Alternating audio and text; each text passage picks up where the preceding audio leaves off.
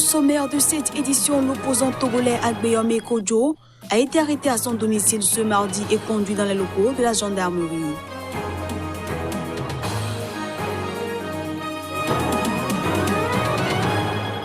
Le coronavirus menace le Sud-Soudan déjà affaibli par la faim en raison d'un conflit, d'un climat rude et d'une invasion de criquets pèlerins.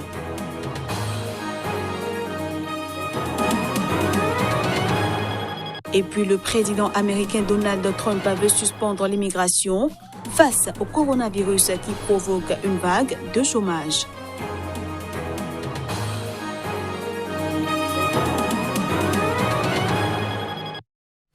Voilà pour les titres. À toutes et à tous, bienvenue.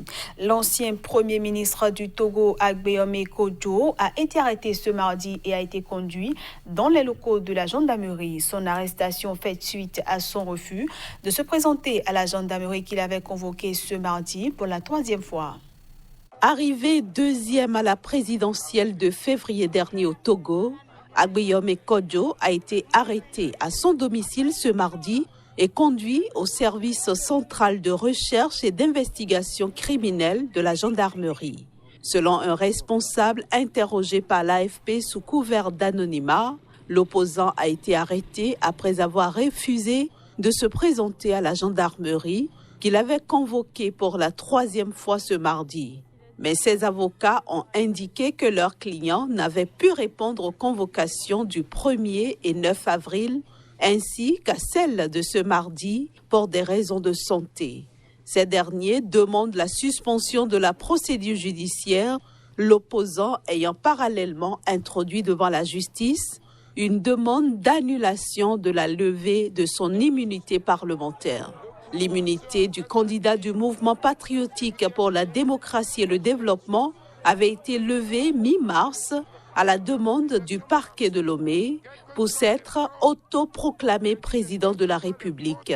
Il s'est également, selon le procureur, présenté illégalement comme prétendu chef de l'État et chef suprême des armées, appelant la nation et les forces armées togolaises à se mobiliser contre le pouvoir. Agbeyome Kodjo avait obtenu 19,46% des suffrages exprimés à la présidentielle du 22 février, contre 70,78% pour le sortant Faure Gnassingbé selon les résultats officiels. Il avait formulé un recours en justice rejeté début mars par la Cour constitutionnelle qui a validé le scrutin.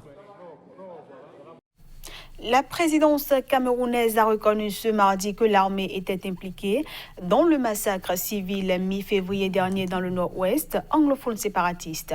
La tuerie avait provoqué un tollé international et Yaoundé niait jusqu'alors toute responsabilité des militaires. La présidence camerounaise a admis ce mardi que 13 civils, dont 10 enfants, avaient été tués par 3 militaires et des supplétifs dans un village du nord-ouest séparatiste anglophone mi-février. Un massacre qui avait déclenché un tollé international. Dans un communiqué, la présidence a déclaré que 3 soldats et un groupe d'autodéfense ont donné l'assaut contre une base de rebelles séparatistes et, après des échanges de tirs au cours desquels 5 terroristes ont été abattus, ils ont découvert que 3 femmes et 10 enfants avaient péri du fait de leur action. Pris de panique, les 3 militaires aidés de certains membres du comité de défense ont tenté de masquer les faits par des incendies, a ajouté la présidence. Jusqu'alors, pressé par les ONG internationales qui accusaient l'armée et une milice Peul alliée d'avoir perpétré le massacre, Yaoundé avait nié et affirmé que la mort de ces civils était la conséquence d'un malheureux accident. L'explosion de conteneurs de carburant consécutive à des échanges de tirs entre soldats et séparatistes. Et c'est sous la pression internationale que le président Paul Biya avait exigé l'ouverture d'une enquête sur la tuerie dont les premières conclusions ont été livrées ce mardi soir. Suite à ces conclusions, le président Paul Biya a ordonné notamment l'arrestation du sergent, d'un des gendarmes et d'un soldat ainsi que 10 des miliciens non encore identifiés. Il a également ordonné l'ouverture d'une procédure judiciaire contre les 3 militaires déjà remis à la disposition du tribunal militaire de Yaoundé. Le Soudan du Sud est accablé par divers maux dans la faim en raison d'un conflit. Une situation aggravée par un climat rude et une invasion de criquets pèlerins. Le directeur du Programme alimentaire mondial des Nations Unies souligne en plus le risque posé par le Covid-19 dans le pays. Au Soudan du Sud, la pandémie de coronavirus risque de venir aggraver en 2020 la situation des populations au bord de la famine, selon un rapport et une projection de l'ONU. Déjà, quelques 135 millions de personnes dans 55 pays sont affectées par les conflits et les problèmes climatiques et étaient en situation d'insécurité alimentaire aiguë en 2019. C'est ce qu'indique le rapport mondial sur les crises alimentaires 2020, publié mardi par des agences de l'ONU et des bailleurs de fonds internationaux. C'est le chiffre le plus élevé depuis 4 ans qu'existe cette étude, présentée mardi au Conseil de sécurité de l'Organisation des Nations Unies pour l'alimentation et l'agriculture et le Programme alimentaire mondial. Ce chiffre pourrait cependant doubler à 265 millions de personnes en 2020 en raison de l'impact économique de la pandémie de coronavirus, selon une projection du PAM. L'année dernière, nous avons dû nourrir 5 millions de personnes à cause des combats et des inondations. En 2020, nous avons déjà connu des invasions de criquets et maintenant il y a la pandémie de Covid-19 qui, selon nos prévisions, pourrait presque doubler le nombre de personnes souffrant de faim aiguë d'ici la fin de 2020 dans le monde entier. La seule façon de stopper cette tendance est de continuer à financer généreusement les crises humanitaires comme celle qui sévit ici au Sud-Soudan.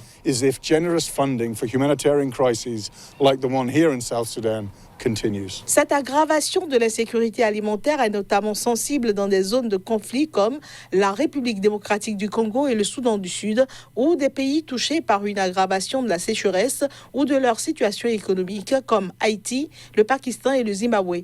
Avec le coronavirus, la situation pourrait encore se dégrader car ces pays ont eu une capacité très limitée, voire inexistante, à faire face aussi bien aux conséquences sanitaires qu'économiques de cette crise, toujours selon le rapport. Ce journal se poursuit. Des chauffeurs routiers libyens bloqués en Tunisie tentent de passer la frontière en force pour entrer en Libye, ceci avant d'en être empêchés par les forces de l'ordre tunisiennes. La veille, plus de 600 Tunisiens bloqués depuis des semaines en Libye du fait de la pandémie du Covid-19 ont pu rentrer dans leur pays. Selon des sources concordantes, ils se sont présentés en masse à la frontière où la police tunisienne a dû les laisser entrer. Les États-Unis ont décidé de suspendre la délivrance de cartes vertes pour 2 mois afin de protéger les emplois des Américains confrontés à une vague de chômage liée au nouveau coronavirus qui continue de faire des ravages dans l'économie mondiale. Le président Donald Trump doit probablement signer le décret ce mercredi. Le président américain Donald Trump a annoncé mardi lors de son point de presse quotidien une pause de 60 jours sur l'immigration qui s'appliquera aux demandes de cartes vertes, mais pas au visa de travail temporaire. Je vais décréter une suspension temporaire de l'immigration aux États-Unis. Vous en avez entendu parler hier soir. En suspendant l'immigration, nous contribuerons à donner la priorité aux chômeurs américains pour les emplois à mesure que l'Amérique rouvrira. C'est tellement important. Il serait inapproprié et injuste que les Américains licenciés par le virus soient remplacés par de nouveaux immigrants venus de l'étranger.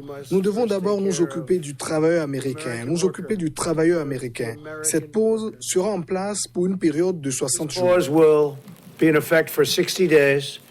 Le décret sera probablement signé ce mercredi, a encore dit le locataire de la Maison-Blanche. Donald Trump avait rédigé lundi soir un tweet annonçant une suspension de l'immigration en des termes extrêmement vagues. La première économie mondiale est confrontée à des chiffres inimaginables il y a encore quelques semaines. Elle compte actuellement 22 millions de nouveaux inscrits au chômage. Le nombre de morts sur 24 heures est brutalement reparti à la hausse aux États-Unis mardi, avec 2751 décès supplémentaires liés au nouveau coronavirus, selon le comptage de l'université Johns Hopkins soit l'un des plus lourds bilans enregistrés sur une journée par un pays. On passe cette fois-ci à la revue de presse Afrique.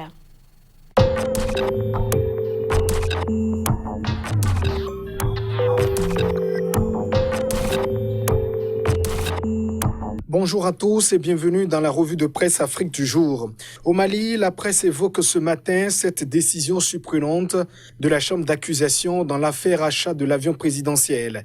L'ancien directeur de cabinet et ancien ministre de la communication du président Ibrahim Boubacar Keïta est désormais libre. Nouvel Horizon, qui consacre sa manchette à l'information, parle de coup de tonnerre. Le mandat de dépôt contre Mahamadou Camara est annulé par la chambre d'accusation de la cour d'appel, écrit le journal. Le mis en cause a immédiatement recouvré sa liberté. En Côte d'Ivoire, le Premier ministre Amadou Gon Coulibaly est monté au créneau. Le dauphin désigné du RHDP pour la présidentielle de 2020 a mis fin à la polémique sur une éventuelle transition au sommet de l'État au cas où la présidentielle ne se tiendrait plus le 31 octobre prochain. La pandémie du Covid-19 et ses conséquences semblent remettre en cause le calendrier du scrutin. Pour le quotidien Le Jour, qui rapporte les propos de Gon Coulibaly, tant qu'il n'y a pas de nouvelles élections, Alassane Ouattara reste en fonction, ce qui fait dire au journal que Gon brise le rêve de l'opposition. Le Nouveau Réveil, qui ne partage pas cette analyse, estime que c'est plutôt au sein du RHDP qu'il y a une grosse panique. Ironique, le quotidien précise, quand ce que l'on a voulu imposer à l'autre peut s'imposer à soi. Au Sénégal, le président de la République est concentré sur la lutte contre le Covid-19. Le fonds créé pour limiter la propagation du virus est étoffé. Là, s'écrit que Macky tient son trésor de guerre. Comme illustration, le journal présente le chef de l'État qui aborde une tenue militaire. Mais combien le Sénégal a-t-il déjà mobilisé? Réponse dans les colonnes du Témoin, 320 milliards de francs CFA. Au Cameroun, la pandémie a révélé la dette extérieure du pays. 6 650 milliards de francs CFA à payer à ses partenaires, nous apprend Diapason. À l'instar des autres États, le Cameroun bénéficie de moratoire de 12 mois accordé par le G20.